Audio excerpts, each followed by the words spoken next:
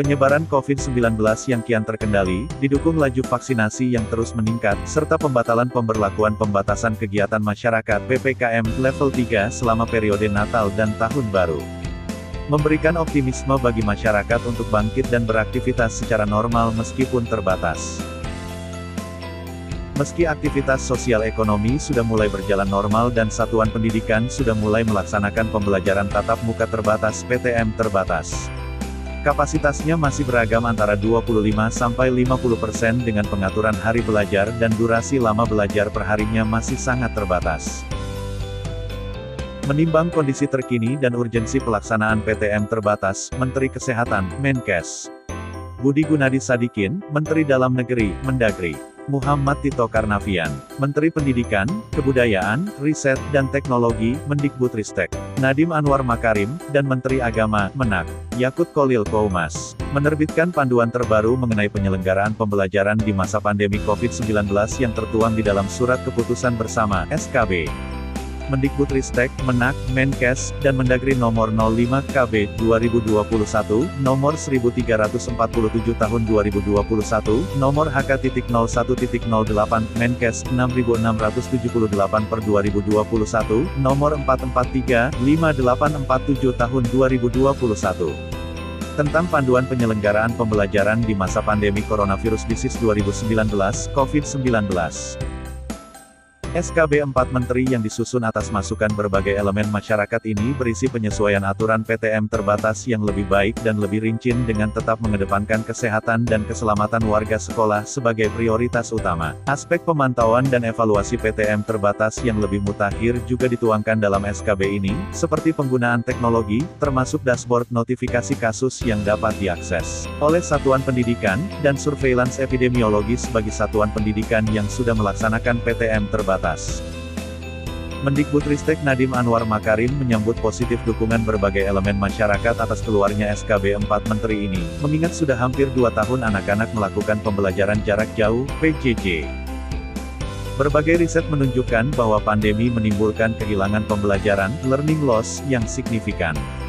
Anak-anak berhak bersekolah sebagaimana mestinya. Pemulihan pembelajaran sudah sangat mendesak untuk dilakukan selagi masih bisa kita kejar. Riset yang dilakukan Kementerian Pendidikan, Kebudayaan, Riset, dan Teknologi, Kemendikbudristek, terhadap 3.391 siswa SD dari 7 kabupaten, kota di 4 provinsi, pada bulan Januari tahun 2020 dan April tahun 2021. Menunjukkan bahwa pandemi menimbulkan kehilangan pembelajaran, learning loss, yang signifikan.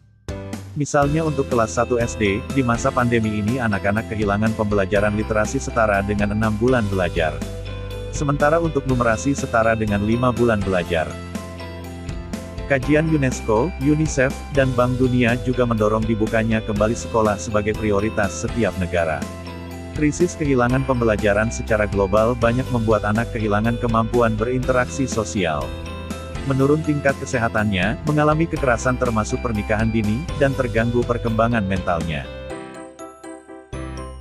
SKB 4 Menteri ini, menurut Mendikbudristek, ditetapkan melalui berbagai pertimbangan yang matang demi kemaslahatan bersama, khususnya masa depan anak-anak Indonesia.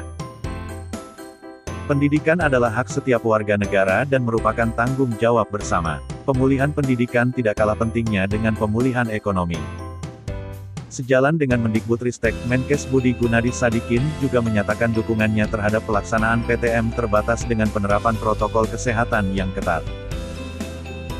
Sudah saatnya warga satuan pendidikan membiasakan diri hidup di tengah situasi pandemi, dengan tetap disiplin menerapkan protokol kesehatan dan ikut vaksinasi COVID-19.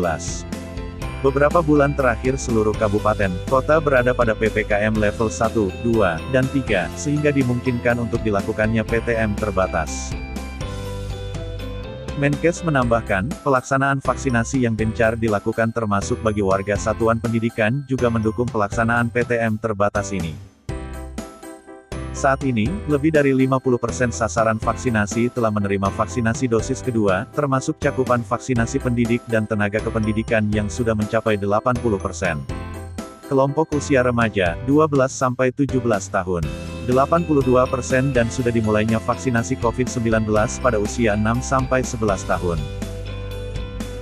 Selain ketentuan, pemantauan, dan evaluasi PTM terbatas yang lebih baik, SKB 4 Menteri menjelaskan bahwa pemerintah pusat, pemerintah daerah, kantor wilayah Kementerian Agama Provinsi, kantor Kementerian Agama Kabupaten, Kota sesuai dengan kewenangannya mewajibkan seluruh satuan pendidikan anak usia dini, pendidikan dasar, pendidikan menengah, dan pendidikan tinggi di wilayahnya untuk melaksanakan PTM terbatas mulai semester genap tahun ajaran dan tahun akademik 2021/2022. Terkait hal tersebut, Mendagri Tito Karnavian menegaskan pemerintah daerah dan satuan pendidikan harus membuka kesempatan untuk mengembalikan hak anak belajar sebagaimana mestinya meskipun secara terbatas. Pemerintah daerah perlu mengawal PTM terbatas dengan sebaik-baiknya dan tidak boleh melarang PTM terbatas bagi sekolah yang memenuhi kriteria dan tidak boleh menambahkan kriteria yang lebih berat. Senada, Menak Yakut Kolil Koumas juga mendorong PTM terbatas dijalankan sebaik-baiknya demi masa depan anak-anak Indonesia. Satuan pendidikan, termasuk pesantren, sekolah berasrama, madrasah, seminari, dan satuan pendidikan prasekolah yang terbukti melanggar protokol kesehatan, dapat diberikan sanksi administratif dan dibina oleh Satgas Penanganan COVID-19 atau Tim Pembina UKSM. Jika ada kasus di satuan pendidikan, sudah pasti pelaksanaan PTM terbatas akan ditinjau kembali sesuai SKB 4 Menteri. Selain itu, Menak juga mengimbau seluruh masyarakat untuk saling menjaga kesehatan dan keselamatan bersama. Mari momentum terkendalinya penyebaran COVID-19 ini kita manfaatkan sebaik-baiknya dengan saling menjaga kesehatan dan keselamatan bersama. Serta untuk memberikan hak bagi anak-anak kita yang kehilangan pembelajaran. Anak-anak kita adalah masa depan kita.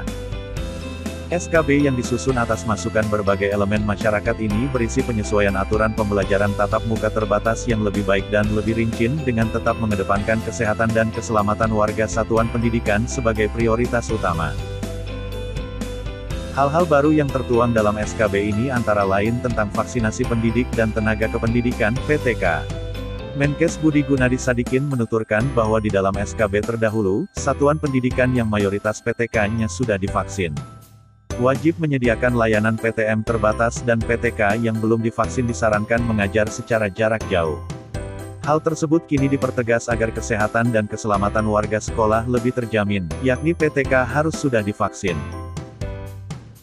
Pengaktifan PTM terbatas 100%, yang paling penting adalah prasyarat bahwa pertama, semua atau 100% pendidik, guru dan tenaga kependidikan yang hadir di satuan pendidikan yang bersangkutan sudah divaksinasi lengkap 2 dosis. Kedua, anak didik di bawah 18 tahun tidak harus sudah divaksinasi lengkap, tetapi anak didik, mahasiswa berusia 18 tahun ke atas sudah harus 100% divaksinasi. Ketiga, sedikitnya 70% lansia di daerah di mana PTM terbatas dilaksanakan sudah divaksinasi lengkap 2 dosis. Keempat, sarana, prasarana, dan standar operasional prosedur, SOP protokol kesehatan di satuan pendidikan yang bersangkutan harus tersedia dan diimplementasikan 100%. Terakhir, surveillance perilaku kepatuhan protokol kesehatan dan surveillance kasus di satuan pendidikan, juga di masyarakat, harus dilaksanakan secara terus-menerus. Hal baru lainnya adalah tentang penghentian PTM terbatas, jika ada temuan kasus konfirmasi COVID-19. Budi menjelaskan, jika SKB terdahulu mengatur ditutupnya sekolah dan menghentikan sementara PTM terbatas paling cepat 3x24 jam apabila ada temuan kasus konfirmasi COVID-19. SKB yang baru mengatur penghentian yang lebih lama, yakni 14x24 jam untuk menjamin keamanan bersama.